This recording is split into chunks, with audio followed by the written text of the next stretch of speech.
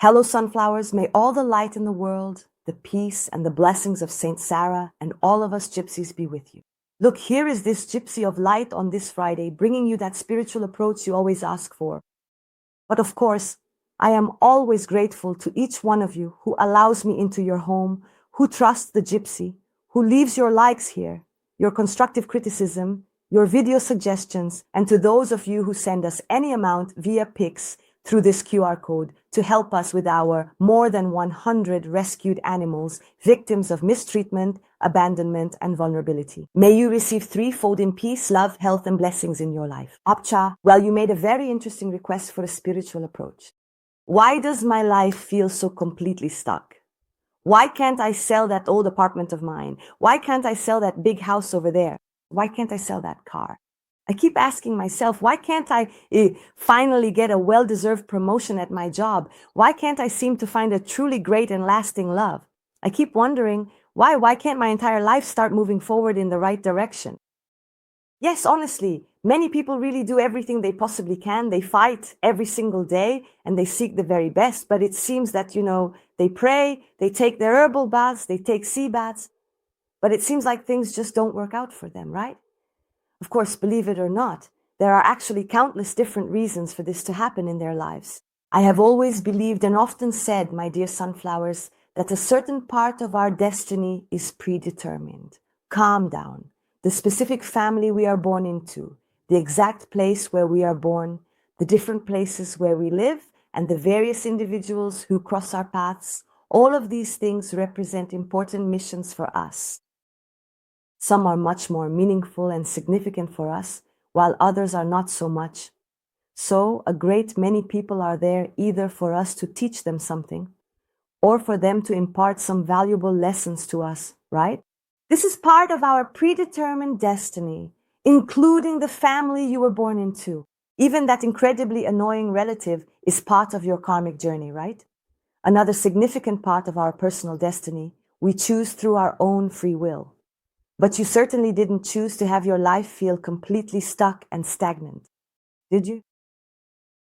No, you didn't choose that for yourself. But there are a wide variety of different factors. Besides envy, negativity, energies cast as curses, or even spiritual works that can hinder your progress and block your life. All of this spiritually speaking.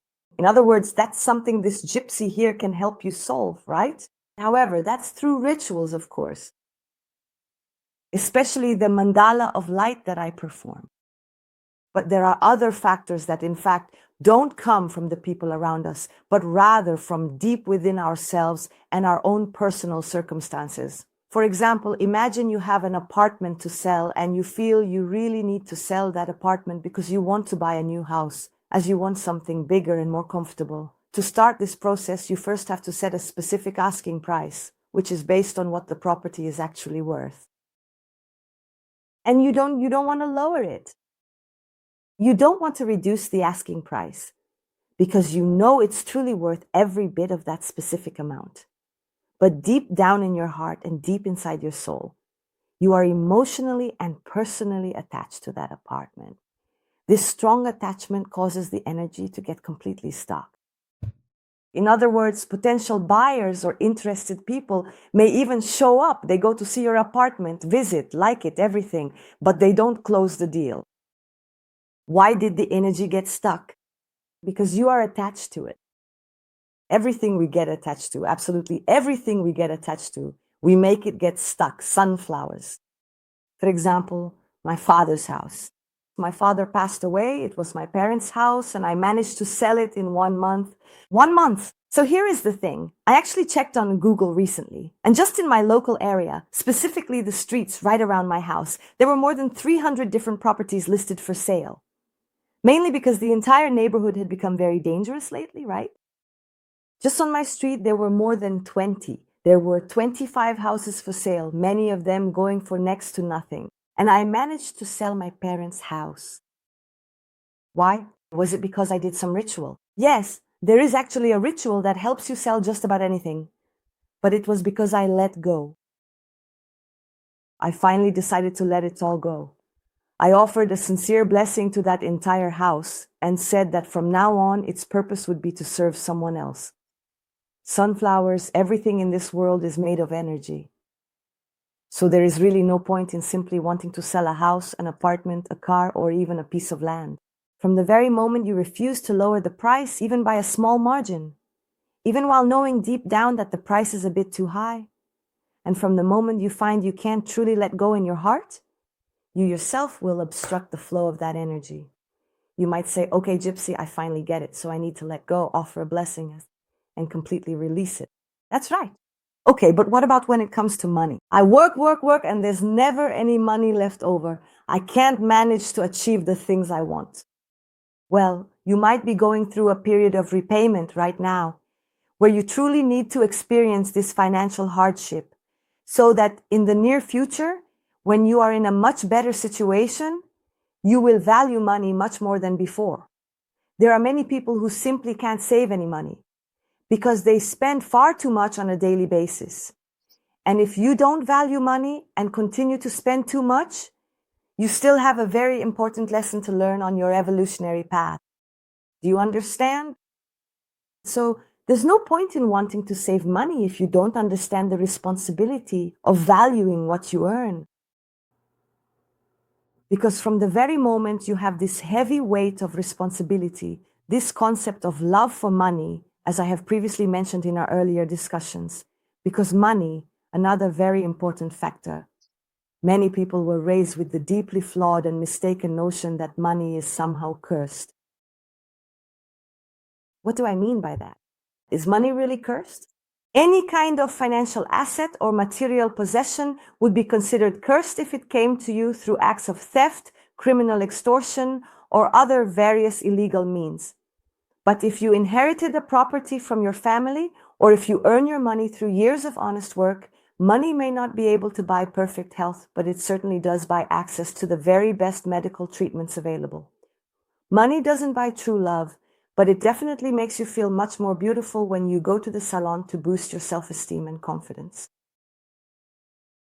Money allows you to purchase essential medicine, provides good food, and offers a sense of comfort. So how can it possibly be considered cursed? With money, you can help animals, people who are suffering, or those in vulnerable situations. How could that possibly be a curse? So you should start looking at money as something truly blessed, filled with love. It is not just a simple attachment, but it is deep love, it is sincere respect, and it is profound gratitude. So if you have the belief that money is inherently cursed, then money won't stay in your hands because you naturally don't want a curse in your hands.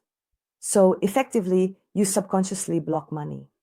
Now, you might say to me, okay, Gypsy, but in the Bible, it clearly says it's easier for a camel to pass through the eye of a needle than for the rich to enter the kingdom of heaven. That's exactly right. I have actually read the entire Bible from Genesis to Revelation. And I can say with absolute certainty that people misunderstand that particular part of the Bible. What God truly meant by that is that people who get rich through illicit and dishonest means, or by stepping over others in their pursuit of wealth, and not helping anyone in need, those selfish people, they really won't ever reach the kingdom of heaven. Do you understand? That's what it's about. But money is not cursed, quite the opposite. So start having a different perspective about money. This is another concept you need to learn for your life to move forward. Okay, so when we look at love, there can also be a period of atonement. But understand this well, atonement doesn't mean sunflowers, that you'll spend your whole life atoning for this in order to move up your evolutionary step. No, it's just a period.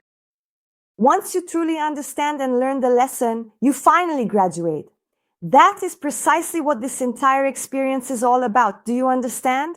You did the work, you learned the lesson well, and then a truly great love finally appears in your life. Perhaps it is simply because you haven't been valuing yourself enough or seeing your own incredible worth. And up until this very moment, no matter how old you are, you've only accepted half-hearted people into your life, rather than those who truly and deeply match who you are. You are not with someone who really fulfills you and whom you also fulfill in return. Maybe you find yourself alone, or perhaps relationships never seem to work out with anyone simply because you accept just anyone into your life in any way they come. That person does whatever they want with you, playing with your feelings and with your heart.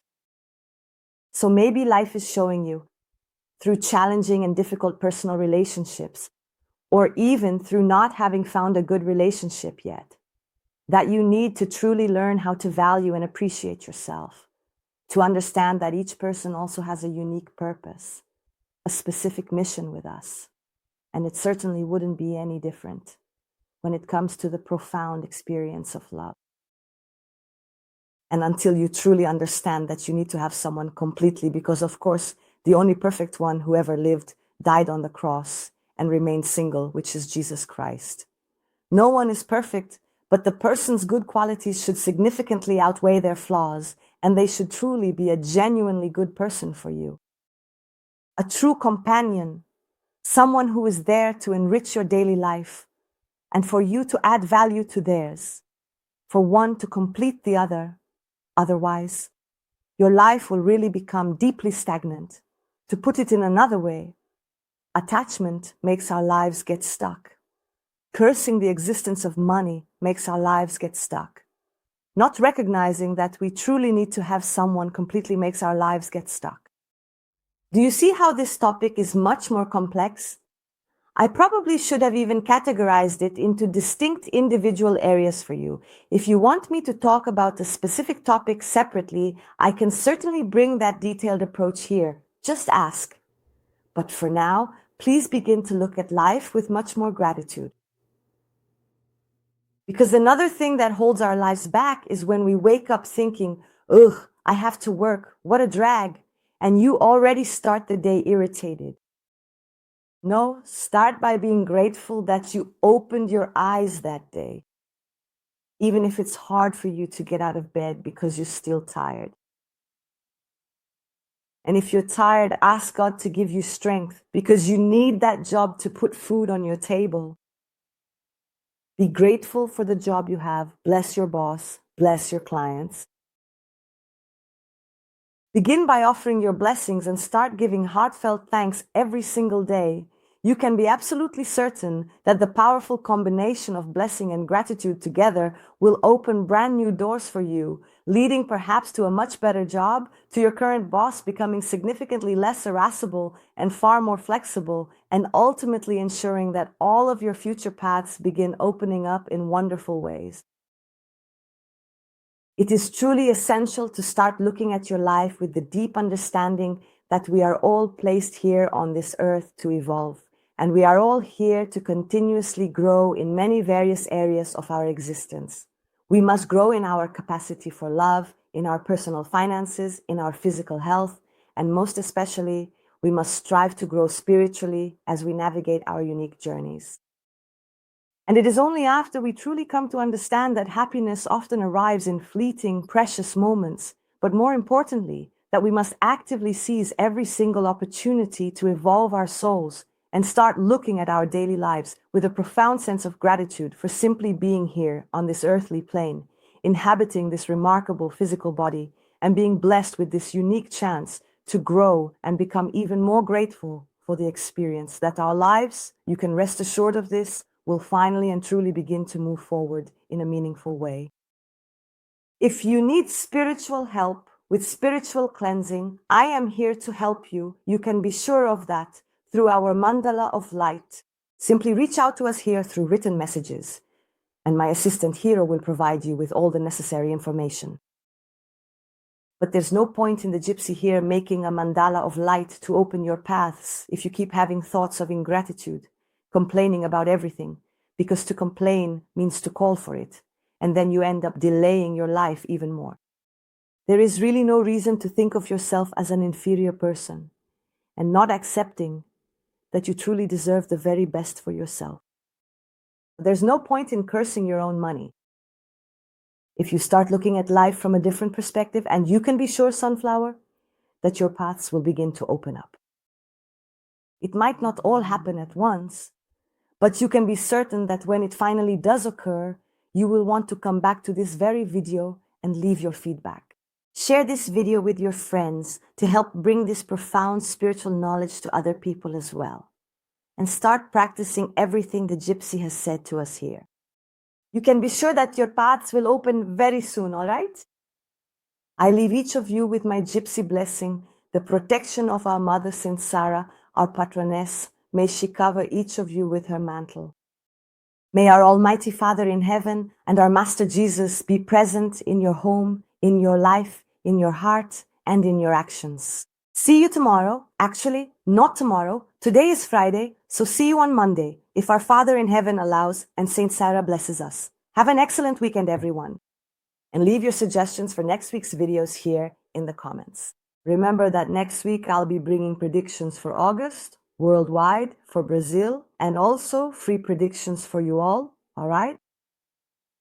Stay in the light, let there be light. Gratitude, gratitude, gratitude. I love you all. Apcha!